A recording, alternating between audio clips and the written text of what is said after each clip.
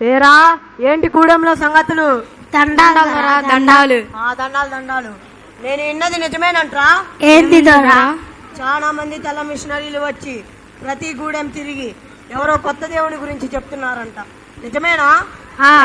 అవును దొరా, మొన్న నేను అడవిలో ఉండడం వెళ్తుంటే ఎవరో తెల్లాయని కనిపించి దీన్ని ఇచ్చారు, దీన్ని బైబిల్ అంటారంట. ఏంటి బైబిలా? ఎంత ధైర్యం రా నీకు? దాన్ని నా చేతిలో ఎత్తి అడుపడే. క్షమించండి దొరా, క్షమించండి. అరే, అందరి గూడెం దొరల గురించి నాకు తెలియదు గాని నా గూడెంలోకి ఆ తెల్ల వాళ్ళని అస్సలు రానివ్వను. ఎవరైనా నా మాట కాదని వాళ్ళని రానిచ్చినా, ఆ దేవుని మాటలు నమ్మినా వాళ్ళని చంపేస్తా. అర్థమైందా? చంపేస్తా. సరే దొరా, సరే, నీ మాట వేదం. ఈ విషయాన్ని తెగ నాయకుడు గూడెంలో దండోరా వేయిస్తాడు. అక్కల్లారా, అమ్మల్లారా, అయ్యల్లారా, అన్నల్లారా, ఇది గూడెం దొరానా.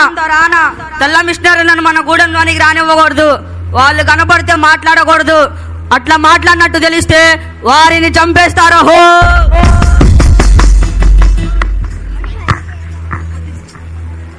ఈ తెగలోనే నోక్సింగ్ అనే వ్యక్తి తన భార్యా పిల్లలతో నివసిస్తూ ఉండేవాడు.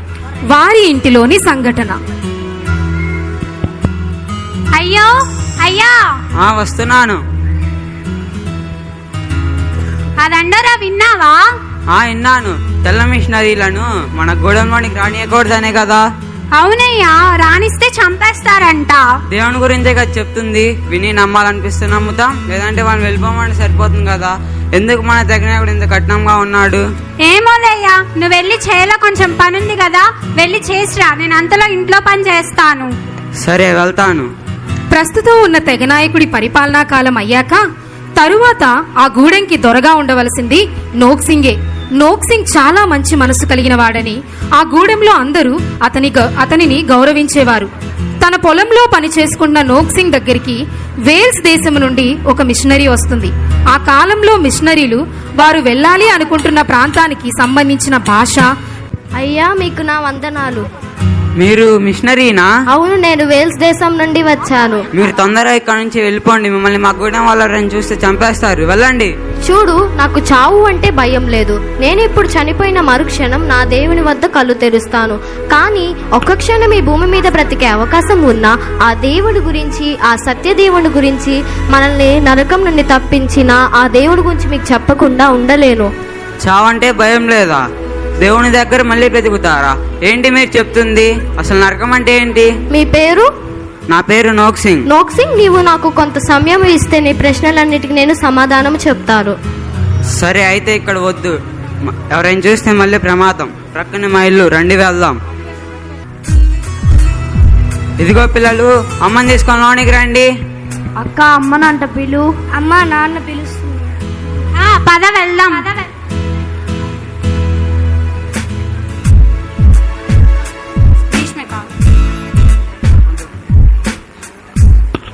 అయ్యా, వీళ్ళేనా తెల్ల మిషనరీలు అంటే? మన ఇంటికి ఎందుకు తెచ్చావు? మన వాళ్ళు చూస్తే ఇంకేమైనా ఉందా? నా మాట విను, భయపడకు. కొద్దిసేపు మనతో మాట్లాడి వెళ్ళిపోతుంది. సరే, కూర్చోండి. సరే, అయితే ఇప్పుడు చెప్పండి. చావంటే మా అందరికి ఎంతో భయం, కానీ మీరు చనిపోయినా కూడా దేవుని దగ్గర మళ్ళీ బ్రతుకుతా అంటున్నారు. ఏంటిది అది? ఈ భూమి మీద బ్రతుకుతున్నది బ్రతుకు కాదు. మనకు చనిపోయాక కూడా మరొక జీవితం ఉంది. మనం ఇక్కడ జీవించిన విధానాన్ని బట్టి అక్కడ నిర్ణయింపబడుతుంది. అంటే మనం పరలోకమా నరకమా అని. అసలు పరలోకం అంటే ఏంటి? నరకం అంటే ఏంటి?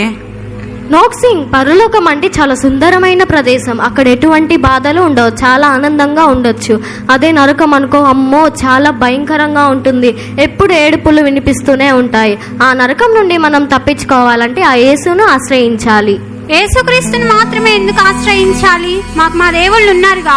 మా సూర్యదేవుడు, మా అడవి తల్లి, వాళ్ళు మమ్మల్ని నరకం నుండి తప్పిస్తారు కదా. లేదు, వాళ్ళు నిన్ను కాపాడలేరు. ఎందుకంటే వాళ్ళని నీ పాపం కోసం, నా పాపం కోసం ప్రాణత్యాగం చేయలేదు. కానీ యేసుక్రీస్తు మాత్రం మన పాపాల కోసం ప్రాణత్యాగం చేశారు. యేసుక్రీస్తు సిలువలో ప్రాణాలు పెడితే మా పాపాలు ఎలా పోతాయి? మీకు అర్థమయ్యేలాగా చెప్తాను, వినండి. ఒక ఊరిలో ఒక న్యాయాధికారి ఉన్నారు. తనకి ఒకగానొక కుమారుడు. తండ్రి ఇచ్చిన ఆస్తిని అనుభవిస్తూ విచ్చలవిడిగా జీవిస్తున్నాడు. అలా కొనసాగుతుండగా ఒకరోజు తన కుమారుడు బయటకు వెళ్ళి వేరే వాళ్ళతో గొడవపడి వాళ్ళని భయంకరంగా కొట్టి వస్తారు. వాళ్ళు వెళ్ళి న్యాయస్థానంలో ఫిర్యాదు వేస్తారు. ఆ మరుసటి రోజు తన కుమారుడిని న్యాయస్థానంలో నుంచోబెట్టారు. అప్పుడు జనాలందరూ ఆతృతగా చూస్తారు. ఏం శిక్ష తీర్పిస్తారు? కుమారుడి తండ్రి న్యాయాధికారే కదా, ఏం శిక్ష తీర్పిస్తారని జనాలందరూ ఆతృతగా చూస్తారు. అప్పుడు న్యాయాధికారి అన్ని పరిశీలించి తన కుమారుడుకు 40 కోడా దెబ్బలు శిక్షగా విధిస్తారు. దాని తర్వాత తన కుమారుడు మనసులో ఇలా తిట్టుకుంటారు, ఎందుకు నాకు శిక్ష విధించాడు, నాకు ఈ శిక్ష రాకుండా చేయగలడు కదా అని తిట్టుకుంటారు. ఇంతలోనే సైనికులు వచ్చి తన కుమారుడిని శిక్ష విధించడానికి తీసుకొని వెళ్తారు. కుమారుడి వెంటే న్యాయాధికారి కూడా వెళ్తారు. అక్కడికి వెళ్ళి సైనికులతో ఇలా చెప్తారు, వద్దు, నా కొడుకును కొట్టకండి, తనకు వేయాల్సిన శిక్షను నాకు వేయండి. అలా తండ్రి వల్లే యేసయ్య కూడా మన పాపం కోసం, మన పరలోకం రావడం కోసం సిలువలో మరణించి తిరిగి లేచాడు. మీరు చెప్పింది కొద్దిగా అర్థమైంది, కానీ ఒకటి మాత్రం నిజమమ్మా. మేము చాలా చెడ్డవారము, మేము పాపం చేసిన వారమే. మరి చెప్పు నోక్సింగ్. మేము చాలా చెడ్డవారము, అంటే మనుషుల్ని అంటే మా తెగ కాని వారిని చాలా మందిని ఈ చేతులతో బల్యాలతో చంపేశాము. మమ్మల్ని కూడా ఈ దేవుడు క్షమిస్తాడా? తప్పకుండా క్షమిస్తాడు నోక్సింగ్. నీవు ఆయన ఎదుట మోకాలు వేసి నీ తప్పులన్నీ చెప్పి క్షమించమని అడిగితే తప్పకుండా క్షమిస్తాడు. దీనిని ప్రార్థన అంటారు. రండి, మనం అందరం కలిసి ప్రార్థన చేద్దాం. యేసయ్యా, మీకు స్తోత్రం. ఈ కుటుంబాన్ని దర్శించండి, ఈ కుటుంబాన్ని రక్షణలోకి నడపండి, అలాగే ఈ తెగ వారిని కూడా రక్షించండి. ఆమేన్. అక్కడి నుండి మిషనరీని త్వరగా పంపివేస్తారు. అప్పటి నుండి నోక్సింగ్ తన కుటుంబంతో కలిసి ప్రార్థిస్తూ దేవుని గురించి, బైబిల్లో ఉన్న అనేకమైన విషయాలు తెలుసుకుంటాడు.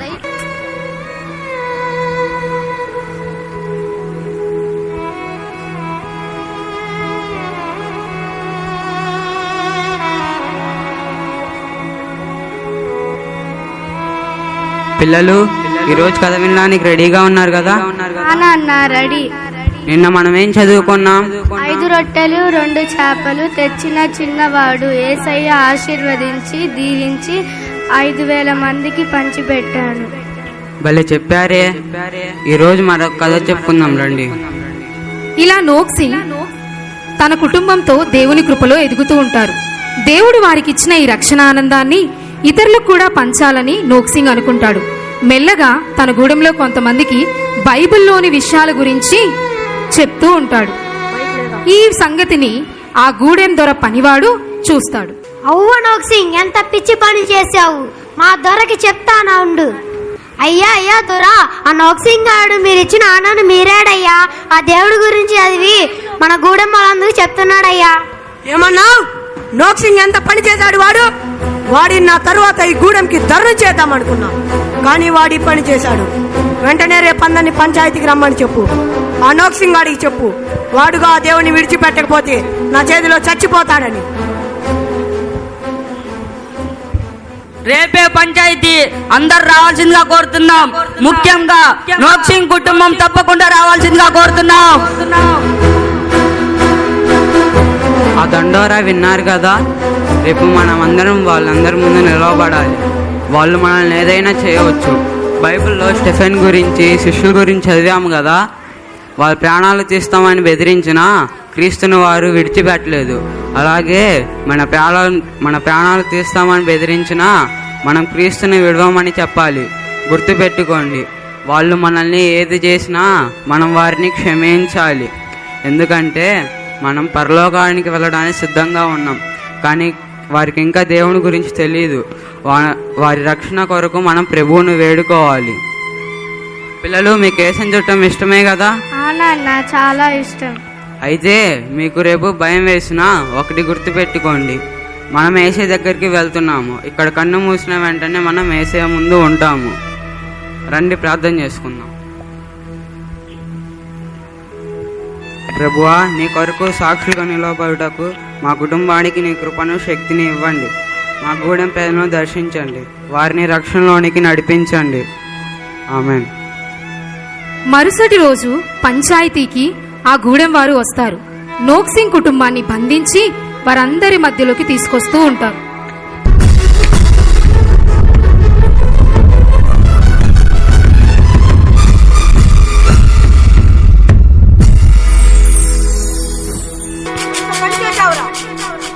నిన్ను నమ్మి మన గూడెంకి ధర్మం చేద్దాం అనుకుంటే మన జాతికి ద్రోహం చేశావు నువ్వు. ఆ సూర్యదేవుడికి, ఈ అడవి తల్లికి ద్రోహం చేశారు మీరు. కాదు, వాళ్ళు నిజమైన దేవుళ్ళు గారు. యేసే నిజమైన దేవుడు. మన పాపాల కోసం ప్రాణాలు పెట్టి తిరిగి లేచింది ఆయనే. వాడి నోటి మీద కొట్టండ్రా, నాకే నీతులు చెప్తున్నాడు. మర్యాదగా దేవుని విడిచిపెడతానని చెప్పు. ఇదే నేను నీకు ఇస్తున్న చివరి అవకాశం, లేదంటే నాలోని రాక్షసుని చూస్తావు నువ్వు. ఆ పని మేము ఎప్పటికీ చేయలేము. యేసుక్రీస్తే మా నిజమైన దేవుడు. ద్రోహి, నమ్మక ద్రోహి, పిచ్చి పట్టింది నీకు. మర్యాదగా దేవుని విడిచిపెట్టు. లేదు, నేను అలా చెప్పను. కొట్టండ్రా వాళ్ళని.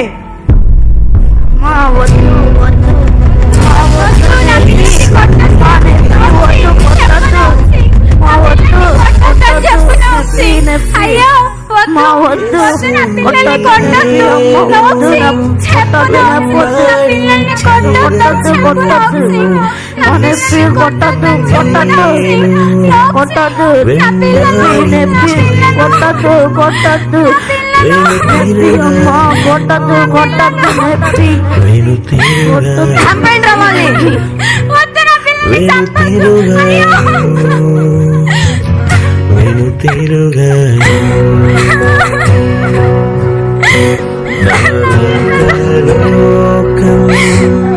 నా ముందు సిలువ, నా వెనుక లోకం, నా ముందు సిలువ, నా వెనుక లోకం, నా ముందు సిలువ, వెనుతిరుగా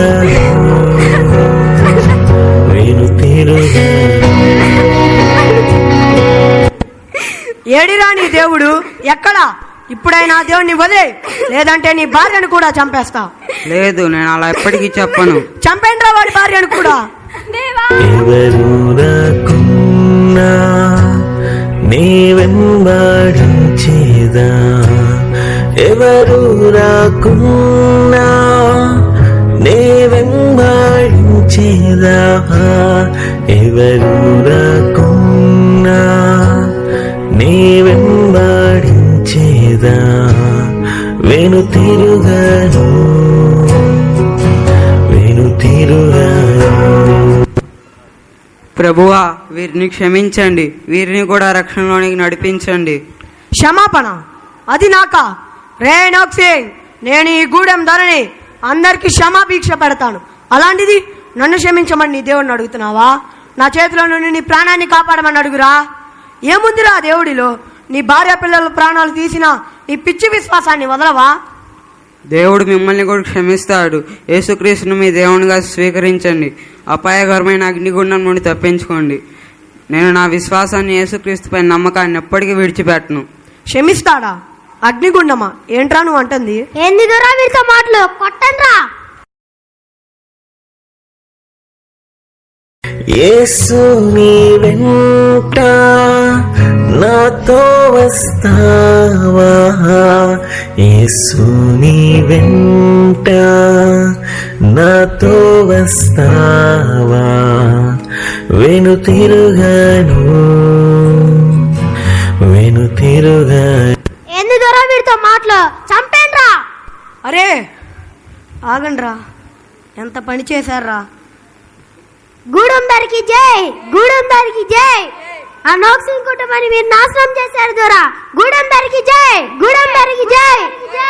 లేదురా, ప్రాణాలు పోతున్నా ఎందుకురా? వాళ్ళు ఆ దేవుడిని విడిచిపెట్టలేదు.